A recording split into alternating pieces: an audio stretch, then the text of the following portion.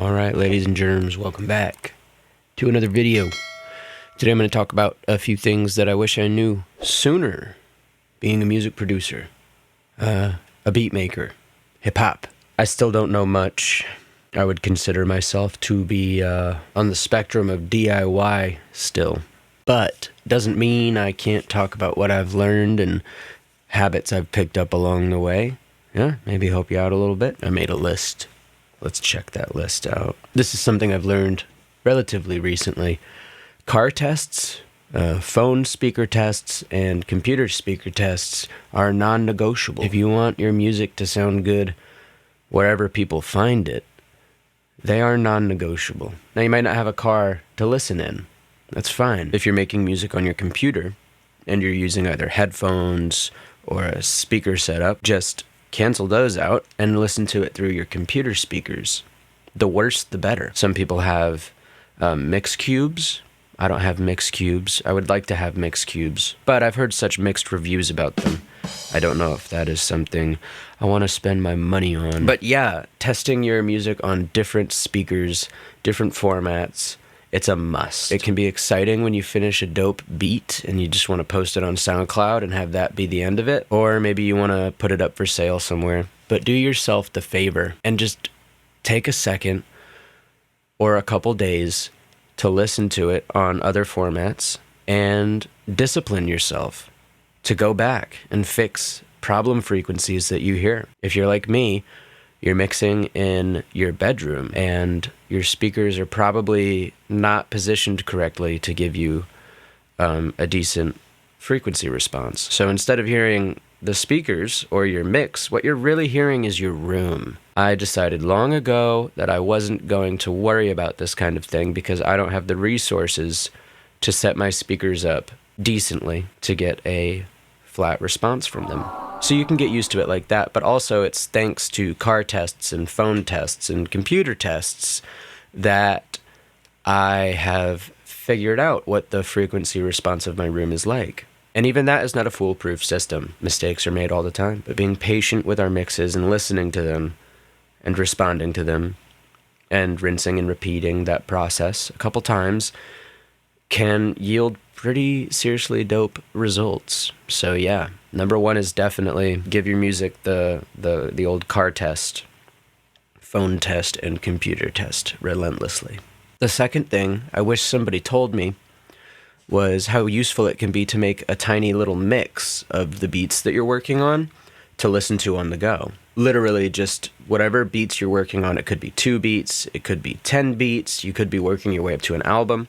Just make little rinky-dink mixes that you can export to your phone, or you can send them to a buddy. Whatever the case, just make little tiny mixes of your music, and it will contextualize each track in like kind of an album sense for you. You might not even be working towards making an album, but you hear, one track next to another track, and suddenly they don't necessarily bridge. Maybe you didn't plan for them to bridge together, but you get an idea for an intro or for a cross-section.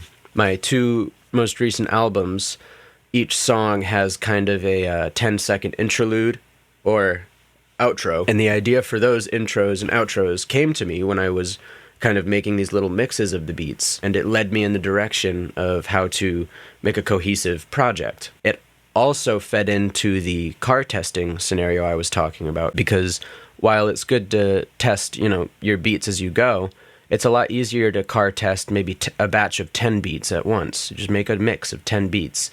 And it's also rewarding because when you really nail the mix, you can crank it in the car as loud as you want to, and it's not going to damage the speakers. It's not going to hurt your ears because you're narrowing down on those frequencies as you go. And you're creating a fire mix as you go as well. But give yourself the context. Give yourself the time to listen to these mixes.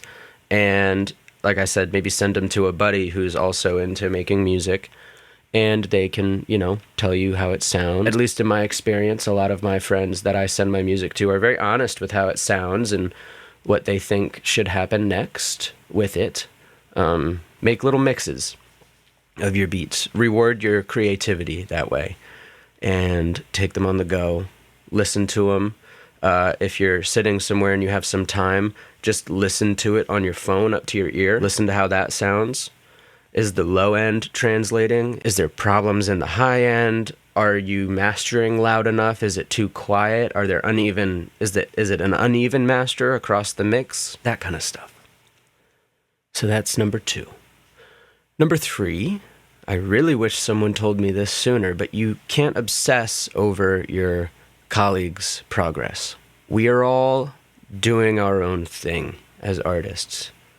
And you will come across people that are kind of at the same level you are. And it can be hard not to attach yourself to them and kind of take it personally when maybe they start doing bigger and better things. And it will make you feel less productive, maybe less successful. It's hard to avoid. It's really hard to avoid.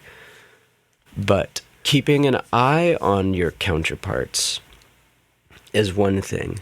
Obsessing over what they're doing and how they're going about graduating to the next step and then trying to copy it is a really bad rabbit hole to go down. It's a hard one to get out of. I've done this, many times where someone who is in my circle maybe gets a beat on Selection Radio, and then suddenly I'm like, well, damn, I need to get a beat on Selection Radio or else I'm really screwing up. Or you hear somebody's album and it's really solid and you think to yourself, shit, this is really good. My stuff must be crap. Or maybe you see somebody post a tweet about their new album and it gets tons of retweets and tons of likes, and then, you post a thing about your new album and it gets maybe like 2 likes, 2 retweets. Don't compare. Comparison is the death of your creative process. The second you start comparing your work to somebody else's, it's just like, it defeats the purpose of why we make music in the first place. Does that make sense? This kind of leads into my 4th thing I wish someone told me. You're not going to know when you're making a banger in terms of playability, like how many people are going to listen to it. You're not going to know that it's the one track that people are going to love. I think there's this kind of stigma around making a hit that super duper big artists, they can just kind of chill in the studio and get their creative juices flowing and have it kind of rest assured that when they put this work out into the world, it will be well received, or at least received on a large scale. We don't have that luxury, which, if you even want to call it a luxury, I would consider it to be more of a curse at that point. But there's simply no way to know for sure how well your song is going to perform when you release it. So it kind of all comes back to the whole reason why we make music in the first place, because it feeds our soul, Every song I've had that has gotten more than, 500,000 plays on Spotify or whatever, I had no idea when I was making it. I made it the same way I make all of my music, just in my room, enjoying myself, enjoying the process. That way, even if, music doesn't do well or if nobody listens, it doesn't necessarily matter.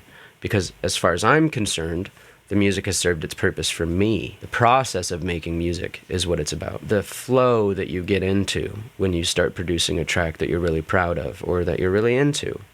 Then, going and listening to it in the car, putting it in a mix.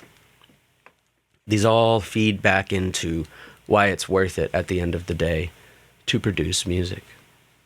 There is no guarantee that the payday is waiting around the corner. There's no guarantee that you're going to get put on an editorial playlist. Kind of random video, but those are 4 things I wish I knew earlier that I still have to remind myself of constantly. A big part of making music and being a producer is it's all about the next bump you're going to get off of your music. It's an addicting process, making music. Before you get into creative mode, you generally have a question on your mind, which is something along the lines of, what would this sound like? What would this sound like? Ooh, let's chop this sample up. Ooh, that's a fire sample. Let's throw some drums behind it.